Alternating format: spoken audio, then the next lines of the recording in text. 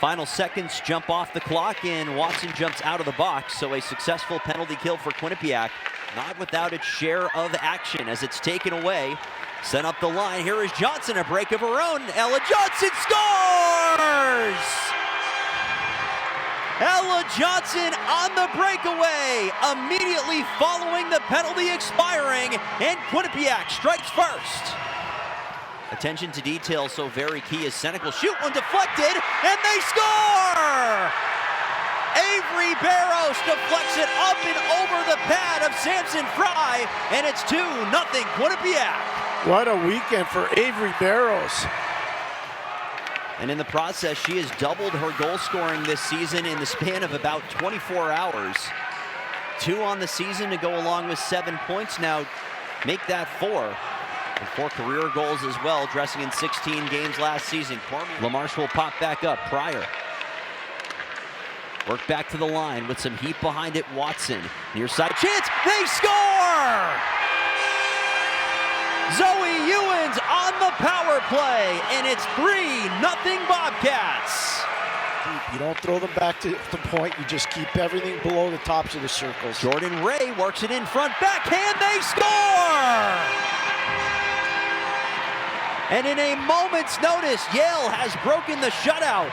Maria Ralph on the backhand beats Felicia Frank. And hold on to your hats, it's 3-1. Karina D'Antonio, her 10 power play goals this season, lead the nation looking for 11 in a shoulder save made by Frank. Boyle works her way in and shoots one again, in and out of the catching glove, rebound, and a save made by Frank on the chance from Jordan Ray. Gilkison tops of the circles. Yale in the midst of a change, wobbling puck in front, save made by Frank, and the rebound is taken aside by Stainton. More pressure from the Bulldogs on their player advantage. A top 5 unit in the country as Gilkison shot deflected and a save made again. Yale is trying to find the answer to the Bobcats netminder, but there's none thus far. Cass Turner took over this program in the 2015-16 season and was met by immediate success. Held the record for wins by a first-year women's ice hockey head coach with 30.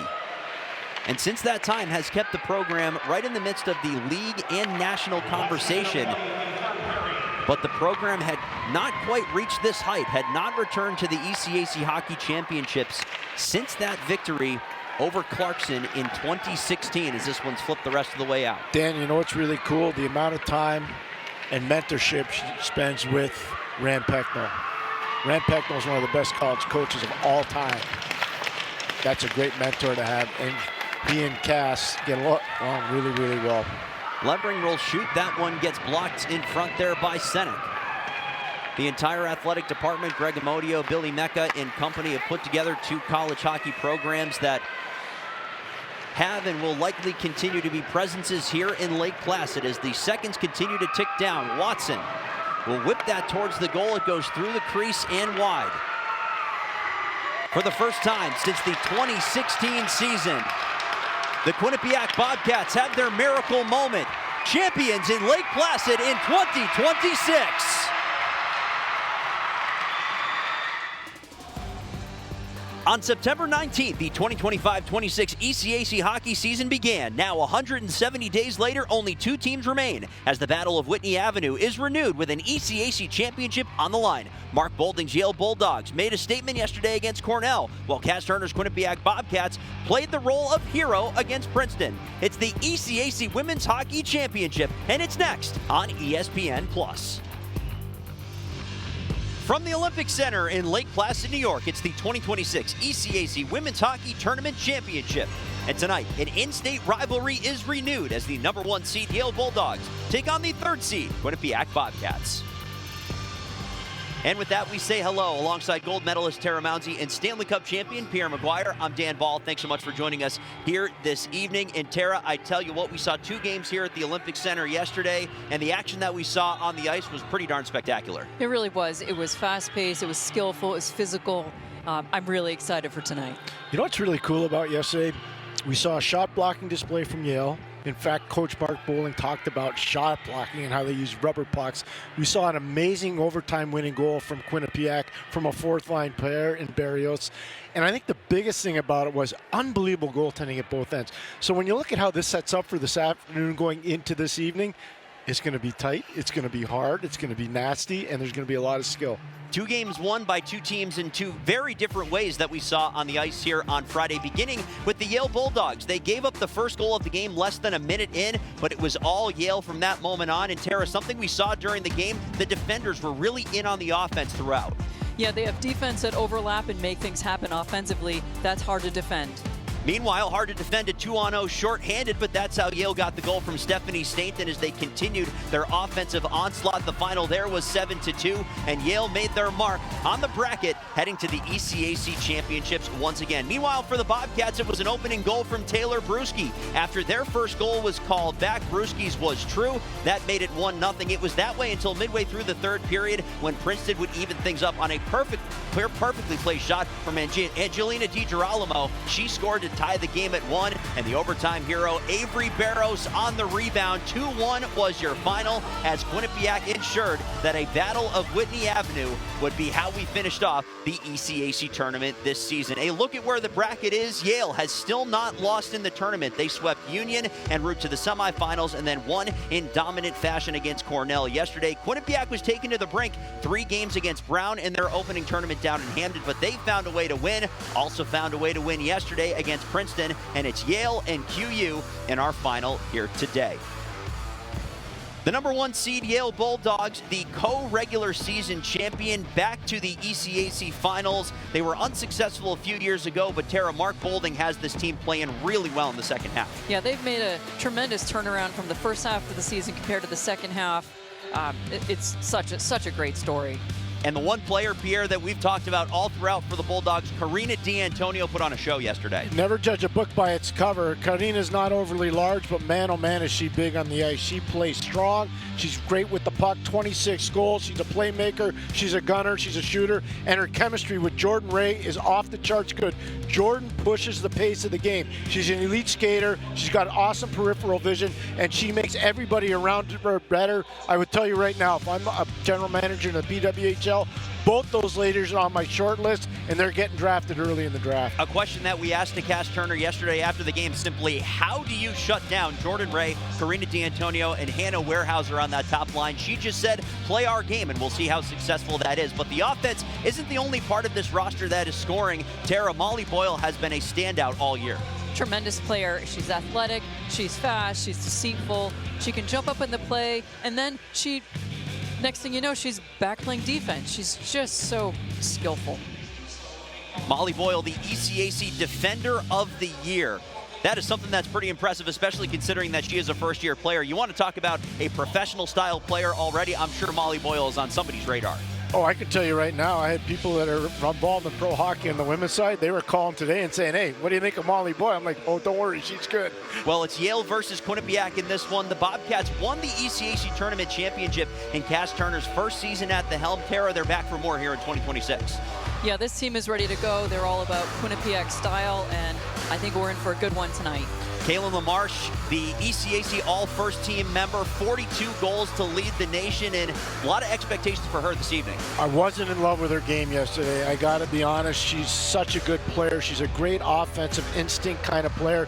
Yesterday, her instincts let her down. She wasn't going hard to the net. She wasn't shooting the puck with a purpose. She's got to end up in those high traffic zones. She's got to release the puck a little bit more quickly, and she needs to utilize the speed and the creativity of her line mate, Emerson Jarvis. And if she does that, she will have a big early evening, late afternoon game. One of the best skaters in college hockey you'll find there is Emerson Jarvis. One of the best defenders on the East Coast, at least, that is Ella Senek, who led her team in block shots this season. And Tara, block shots on defense, helping out Felicia Frank, a very important part of this game. Block shots are key. If you can keep the puck out from in front of your tender and then create a quick transition, you're off to the races. And Mia Lapata, the defender, the captain for this Bobcats team, knows a little, Pierre, about winning in this barn. Oh, I'm a big fan of Mia, and the biggest reason why she's won here before with the New York State High School Championship, scoring the winning goal for Clinton High School. Way to go, Mia.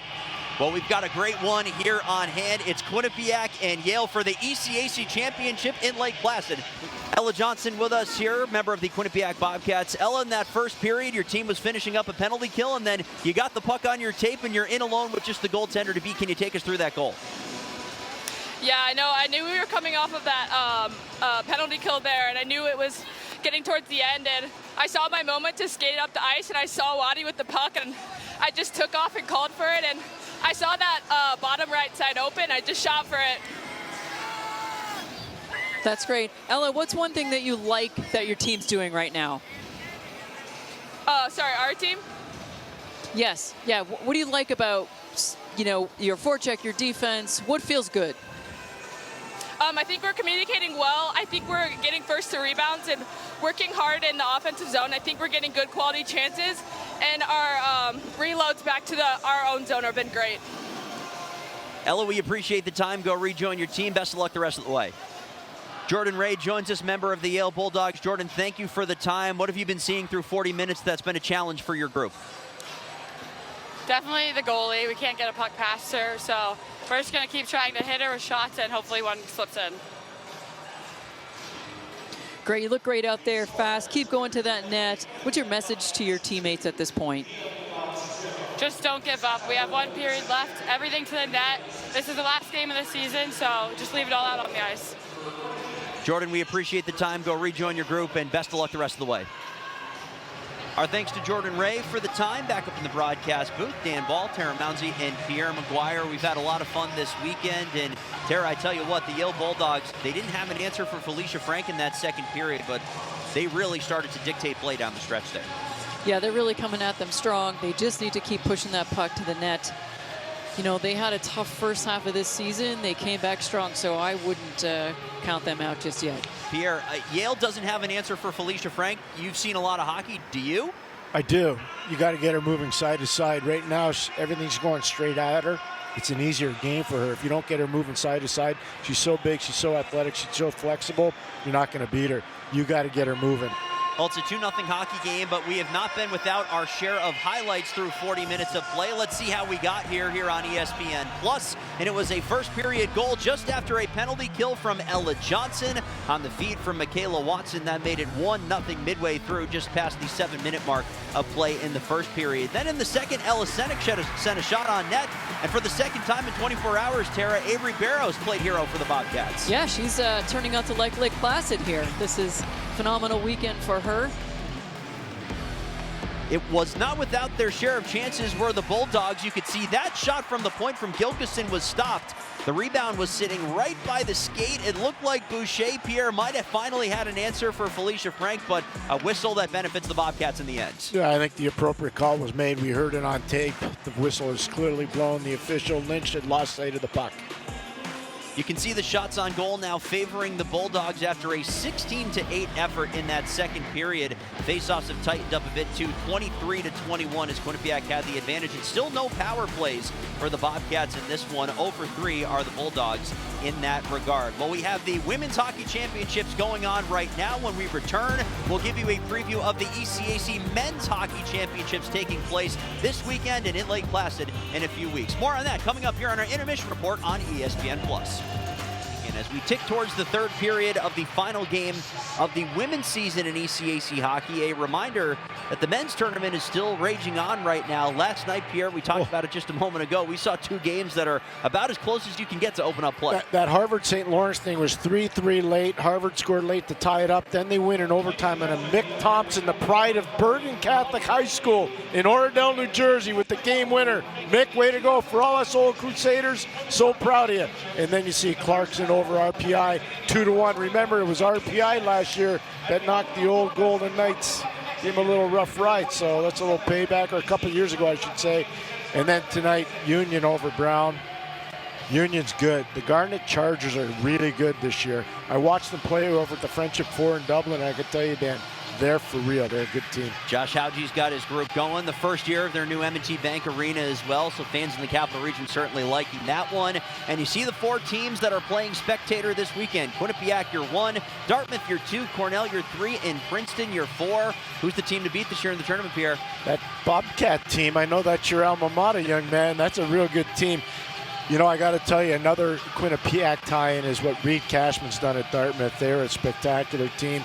And I would never bet against Cornell at Lina. Whomever gets to go there, and I've seen teams winning there and losing there, it's a lot harder to win in there. It's really hard to win in there. And you know, what a surprise for Princeton to be on a home ice team.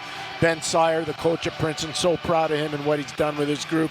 But I would say this, I think your Bobcats are in good shape. Maybe they break the jinx here in Lake Placid for whatever reason. Hey, Rand, if you need a little advice, give me a call. There you go, and give Cass Turner a call as well. The best of 3 is next weekend, and the Lake Placid tournament coming up in 2 weeks' time. Third period action coming up in Lake Placid. The Battle of Whitney Avenue has been a treat so far, and we've got the rest of regulation up next on ESPN+. 7:36 to go, opening period in Lake Placid, the 2026 ECAC Women's Hockey Championship. And it's been a fun one so far. Knocked up the wall and past the outstretched glove of Michaela Watson, allowing for Cammie Bell to give chase. One-handed along by Watson, knocked up the wall by Johnson, but kept in by the waiting Stephanie Stainton. Taylor Brewski at center scored the opening goal yesterday, as it had appeared as though Bryn Pryor had scored the first goal of the game, but a successful coach's challenge by Princeton staff Courtney Kessel and company kept the game even for the time being. Bryn's a fantastic young woman. I had a chance to spend some time with her and her teammates earlier this year in Belfast, Ireland at the Friendship 4, and I can tell you right now, her hockey sense and knowledge of history in the game is phenomenal. Her dad was a longtime coach in the ECAC at St. Lawrence and also at Princeton. That does seem to be a mark of this Quinnipiac program, littered with a lot when it comes to hockey sense like that, as off the forecheck battle, Cormier. Pass takes a deflection, good coverage right along the line by the Bulldogs on defense. Look at this skating. Jarvis will wind it up, cutting to the middle, all the way to the net she goes. Kept in at the line there by Ewens, and on second thought, no, she did not. The whistle will blow for offsides. But Tara, once again, Emerson Jarvis, the speed on display. She's a game changer. She really is. Yale's defense did a nice job trying to keep her out of the middle, but she's crafty. She's quick and crafty, and they need to pay attention. See, in the guys' game, you know what happens? Someone would two-hander, and that would be it. That's why I want to see the hitting situation worked out here, because this is beautiful hockey to watch. It really is. Chip and chase from Kaylin LaMarche, knocked low, but only as far as the waiting Gilkison. A shot from the point there. Ricochets off the side of the goal. Up the wall and out. A wobbling puck takes a roll in on Frank. An approach shot any golfer could be proud of, as LaMarche will bunt it back towards Jarvis, who leads the rush for the Bobcats, but does so offside, as Pryor was one step ahead of the play. You know, Dan, just to build off one point we were talking about before we went to break, we were talking about Digit Murphy being a mentor to Cass Turner. I just heard from our broadcast partner, Tara, that Digit's actually going to the Brown Hockey Hall of Fame, or the Brown Athletic Hall of Fame. That's phenomenal. Thank you for sharing that. Yeah, you're welcome. That just shows how much people care about, even the old coaches. I mean it. They're the trailblazers. They're the one that helped create this for these women. And Digit's still pushing for female athletes. She's doing a lot. She's really impacted many, many young girls and women in the game. So congratulations, Digit. Can see her mark at the collegiate level and really the professional level too. The early growth of leagues preceding the PWHL all over in that regard, as that one sent just above the blue paint.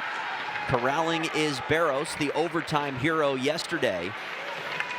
Moving up to the second line, no Jad Barberini for the Bobcats today, which presents a depth forward challenge. But when you score the overtime goal, you get on the radar of the coach and you move up the depth chart. And that's what's gone on here today. And that is Avery Barros off the near sidewall and all the way down.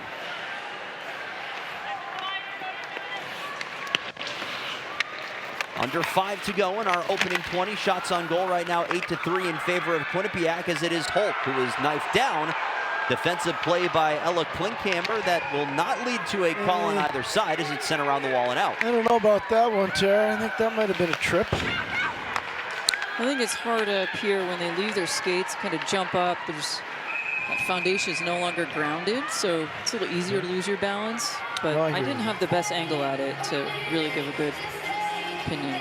Boy, Quinnipiac came to play today, team. They really did. They're pushing the pace of this one. They weren't able to do this yesterday against Princeton, I didn't think. I think Princeton got physical on them. Yeah. And it tired them out. That's what it seems like, but they didn't have this pace yesterday. Nope. Worth noting, Yale did have the early game as it's taken in by Ray, and a shot off the skate there of Frank. She's able to make the stop. And that's a great angle by Frank. Yesterday I thought she played a little deeper. That play, she was out of the net, forcing the Yale player to miss the net. There was nowhere to shoot. Great point. That is such a good point. You can see she's much more aware of where shots are coming from. I'm just watching her right now away from the puck, and she is moving. She's tracking the puck a lot better today. Great point.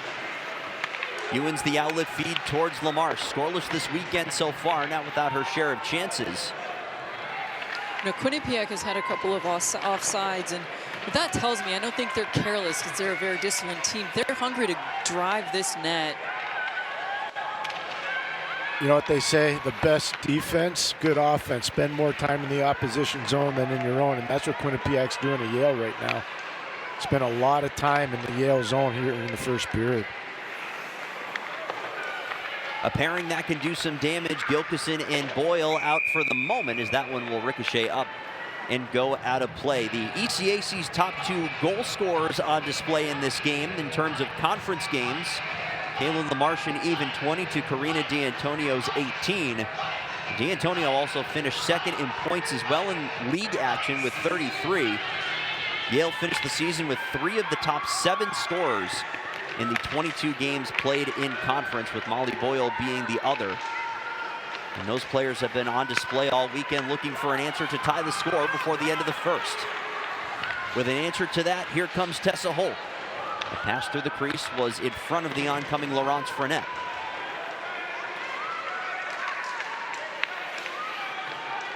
Worked low by Cormier.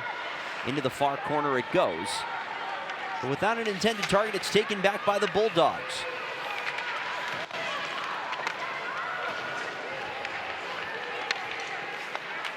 Chesick up the wall and over Watson. Backtracking is DeTavio with Emma McGowan providing the pressure. Turned over. Gilkison will work it cross corner. That was on purpose. She knew that Ray was coming down the wing with speed. That was totally on purpose. Geometry on the side of Gracie Gilkison there. A collision right below the blue line, and escaping here is Jarvis. Emerson Jarvis looking for a passing lane, knocked down there by D'Antonio. She's an amazing player, man. Never judge a book by its cover with her. Ray towards Boyle, makes it move to the middle, all the way in front, saved by Frank, and the rebound off the side of the goal. That would have been the highlight of the night. If Boyle scored right there. That's spectacular hockey again. It's back on her stick. She'll get a chance again and drag inside and out off the leg of a defender, and D'Antonio was just a few inches out of the reach of that pass. Boyle's just popping the puck up, passing it to herself in the air, recovering the puck. She's just like yesterday, she's all over this ice. I want to take a moment and really highlight the, third, fourth lines, the backup goalies, players that don't dress. Those are the players that really make the names we keep mentioning that much better. You don't win all these awards and win games without your whole crew, and really those players really need to be commended for their efforts and commitment. Knocked in front, and that one would not sit still for Stephanie Stanton to the line, and a shot whistles wide, and it's a great point as Boyle will flip this one wide of the cage. The reps in practice pushing every player to be their best. It takes all hands to grow a program during the course of a season. As Johnson wins the forechecking battle, looking for the trailer, and a backhand there by Barrows is handled by Fry. Zone entry leads to a chance for Avery Barrows, says she was bidding for her second of the weekend. Worked off the far wall with 45 to go. And knowing you have a player like Fry in the net, you can be a little more risky, take some chances. Yale turned it over, but they've got an amazing tender that saved the day.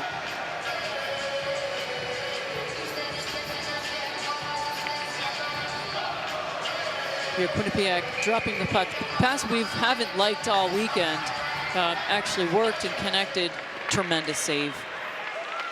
Off the face-off, knocked to the near side wall. Stay tuned for our intermission as we'll recap some highlights from the first period and much more. What is part of what has been a very fun weekend here in Lake Placid to this point, and the excitement is just starting to ramp up for this championship matchup. How about this crowd? This crowd is unbelievable. It's fantastic. It keeps filling in. Yeah, I know.